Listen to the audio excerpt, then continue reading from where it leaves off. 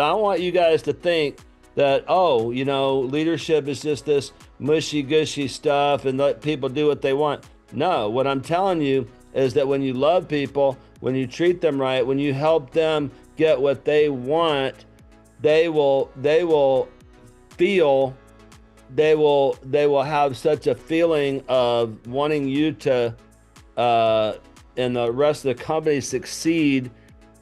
They don't want to disappoint you, but when you get the right people, they don't want to disappoint themselves because they have a healthy self-image of themselves. When you get this right, it's phenomenal. Okay, so I'm going to share with you my definition of leadership. In this word communicate, there's a lot going on there. But what do? We holler across the parking lot, "You're late again!" Not a good leader. I was mad all the time. This wasn't done, that wasn't done. Can't get my people to do what I want them to do. What changed? I changed. 38% of communication is tone of voice. Only 7% is words. But there's another reason. There's another reason that we miscommunicate. The reason is that there are 4 communication styles. There are 4 different communication styles. And until we learn them and practice them, it's one thing to learn them. It's another thing to practice them, okay? And we have to understand those styles. When we understand those 4 communication styles, we can better connect with people who speak a different language. If I want to communicate with someone in Spanish and they don't speak English, then we're going to have to get Google Translator out or something, or I need to learn how to speak Spanish, or they need to learn how to speak English, or how about if we do both, right? So any language that you speak, there's 4 different communication styles. In any language all over the world, in every single culture, there's 4 different communication styles. And this is going to be your big takeaway today, okay? When you learn your communication style and you learn the other communication styles, now you can connect with people. John Maxwell said that everybody communicates, few connect. When you understand this, you can communicate. When you practice it, you can connect. Okay? Some people are outgoing, some people are reserved. Outgoing people, everybody has an internal pace, right? Like an internal motor. Outgoing people wake up and that motor's running, like they're ready to go. I got things to do, I got people to meet, let's go. Okay? That's outgoing. Reserved is more like a little more on idle. Okay, like let's not run it in the ditch like some of those outgoing people. Let's just check things out first. Let's be aware of the situation. And so your motor is a little more quiet. Not right or wrong, good or bad. In fact, Teslas, when they first came out, they were so quiet, they had to add a little sound to it so people would know that a car was coming, right? But reserved, you're not going to be the first one to just jump out there and talk to people. You're going to check everything out first. So outgoing, the motor's running, I got things to do, people to meet.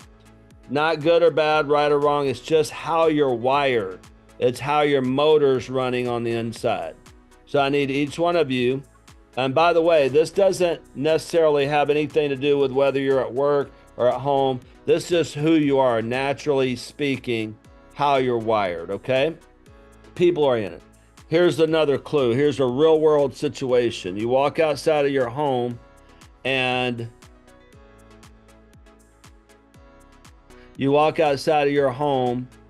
you notice that there's a person, a neighbor walking by. And if you're highly task oriented, you might slip back in the house and wait for them to pass by because you got stuff to do. But if you're people oriented, you're not about to do that. Maybe they saw me. And by the way, I got to find out what happened at the block party the other night because on Saturday night, because I was trying to make 3 other parties. I didn't make that party. I got to find out who was there. See, it's about who instead of being about what.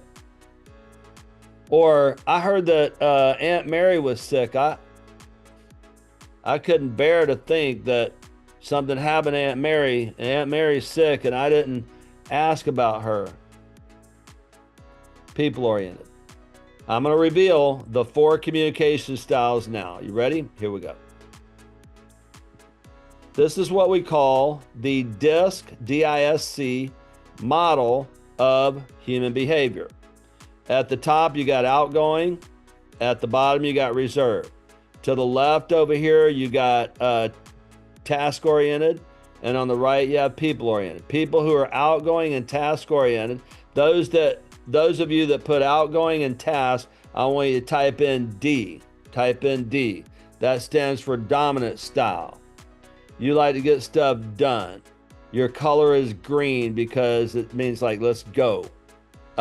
Your symbol is an exclamation point because everything is urgent. The more I get done today, the more I can get done tomorrow.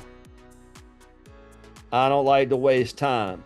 You're direct in your communication, sometimes demanding, very decisive. You're determined. You're a doer. We just get stuff done. Okay?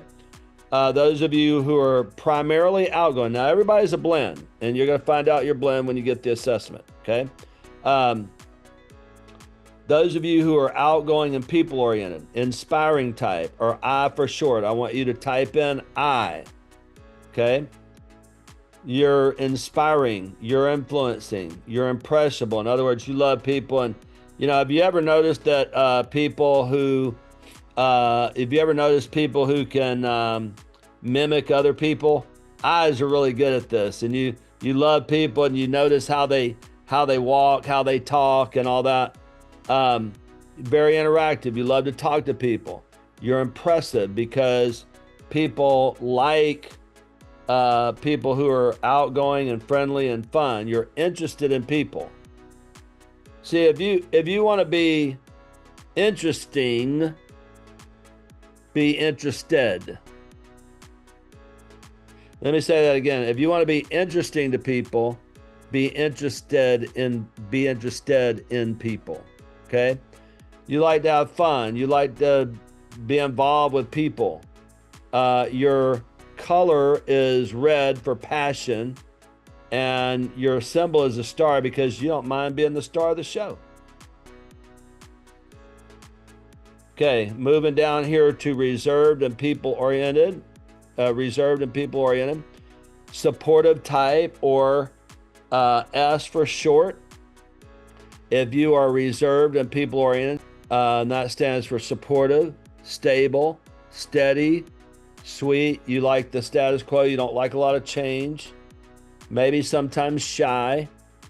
Your color is blue because you like to calm the situation. You don't like conflict. And your symbol is plus or minus because you can see the good and the bad in any situation. S's are great confidants, and they're very flexible. They want to just serve you. If you ask an S where they want to go for lunch, say wherever you want to go, boss. And then reserved and task-oriented, cautious type, or C for short. Cautious, calculating, competent, conscientious, contemplative. You think a lot. You're careful. You want to make sure that everything's right. You want everything to be correct. You want everything to be validated. This model of human behavior will help you to better communicate and connect with people. Okay? For example, how do D's like to be communicated with? Short, sweet. Don't tell me about the labor pains, just show me the baby. Okay? We got stuff to do. I don't mean to be rude. I don't mean to be short, but I got stuff to do. I got important stuff to do. Okay? So when you communicate with a D, get just right to the point. Go to the bottom line. If they've got questions, they'll ask you. When you're communicating with an I, make it fun. They love to interact. Tell them a story. Santiago is an ID, and when he was growing up, again, he started working for me when he was 17. He couldn't even go out on a truck back then. He worked in the shop, and he worked his way all the way up to marketing director in my first company, and then he's my right-hand man at my coaching company. He's our top coach, one of our top coaches. I'm sitting there trying to demonstrate that I'm busy on the computer. How many of you know what I'm talking about? Like, you're trying to give a clue. So when we learned about this together, we go, oh, okay, cool. Now we understand. So we learned some words. As a D, if you're a D, you need to learn these 2 words, okay? I'm sorry. I'm sorry. Because you're moving so fast, you're not thinking about the feelings of other people. You don't mean to, but you end up intimidating people at the least and maybe hurting someone at the most. This has never been part of this seminar before, but I usually will bring in some current event or something that I learned or something that I saw. I'm trying to get some stuff done. We both learned that what an I needs to say, so a D needs to say, I'm sorry, an I needs to say, you got a minute? In other words, don't just like break out in a story, ask if you got a second. So I would say, yeah, I got about 5 minutes. Go ahead, Santi. And man, we'd have a good time for about 5 minutes. And he'd say, I guess that's it, 5 minutes. See you later. Now we're communicating. So be friendly with an I. Tell some stories. Listen to their stories. How was your weekend? Listen, if you communicate with someone, and by the way, going back to helping people get what they want, guess what people want more than anything else? They want to be understood. They want to be communicated with. They want to be valued. You're demonstrating to that I that you value them. You recognize their gift, their personality style, and you you're embracing that.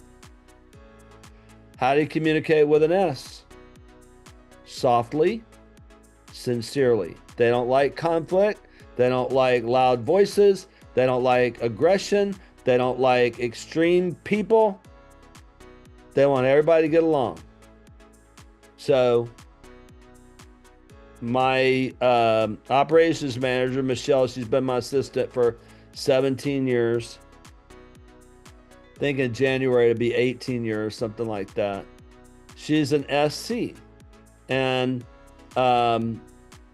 she will work all night, all day, all night. At a conference one time, she worked all night. And I'm like, let's get you some help, because she'll take it all upon herself. But let me tell you guys something.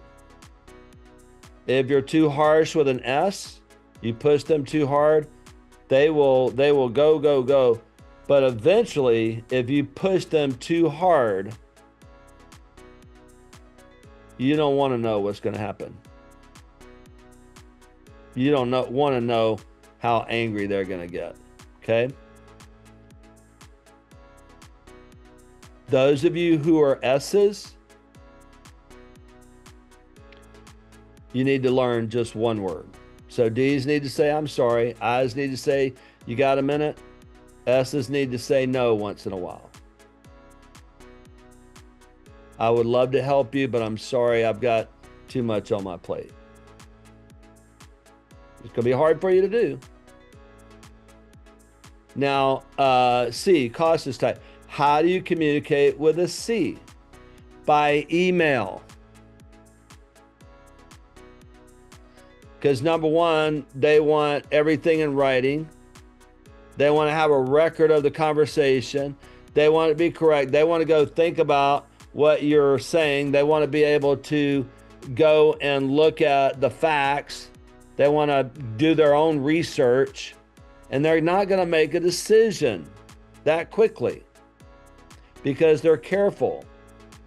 The problem is if you're a C, because those D's and I's, maybe are just a little too aggressive for you and they're not as careful as you are, you might poo-poo their idea before you give it a chance. So here's your word. You ready? Your words. That's interesting. Instead of, that ain't gonna work, or what do you think? Are you crazy? Like, we shouldn't buy that business. Blah, blah, blah, blah, blah, blah. It goes something like that. So instead say, that's interesting. Can you tell me more about that? So when you communicate with a C, lots of data. Let's go slow. They want to make you want them to make a good decision for you. Now, so this is what this has to do with communication. By the way, this is also an illustration of a phenomenal dream team. This is also a picture of a phenomenal dream team. You got to have D's to drive stuff, to dream stuff up. You got to have I's to go out and promote it. They love people. They love to tell the story. Then you got your S's who are going to serve the customer. And then you got the C's who count the money.